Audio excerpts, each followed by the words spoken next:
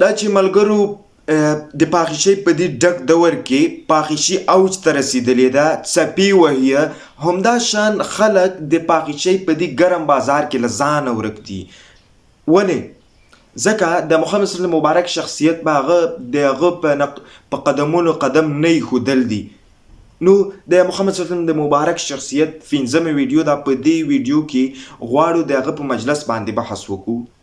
تر ټولو د مخه د محمد صلی الله علیه وسلم تر ټولو جالب خوی دا و په یو مجلس کې چې خبرې ډېرې نه کولې، چپ به و. د ګوتو په شمار قیمتي خبرې د اسلام لپاره خبرې کولې.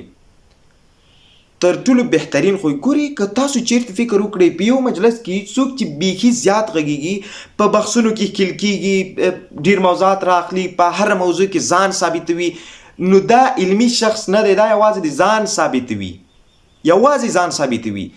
دغه شخص علمي نه دی. که چیرته ته آرام پاتې شي، چپ پاتې شي، د ګوتو په شمار خبرې وکړي د اسلام دپاره، نو ستا شخصیت ډېر یو برقرار ساتل کېږي په یو مجلس کې. دا د باعلمه بااستعداده شخص یوه تر ټولو لویه نښه ده.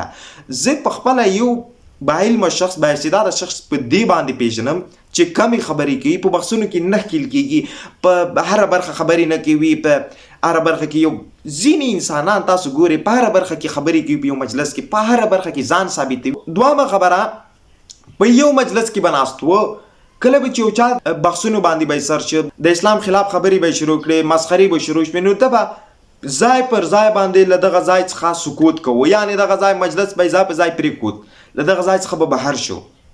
که چېرته موږ په مجلس کې د یو شخص سره مخ کېږو چې د اسلام سره په ټکر کې خبرې کوي، د دین سره په ټکر کې خبرې کوي، نو موږ عکس العمل څه دی؟ دوه لارې دي محمد صلی الله علیه وسلم غوره کړي دي، دوه لارې څخه استفاده کوو، یا همدغه مجلس همدلته پای ته رسو، له دغه ځای څخه ځان وباسو. دویمه خبره، مخامخ شخص ته وایو چې خبرې دې ودروه،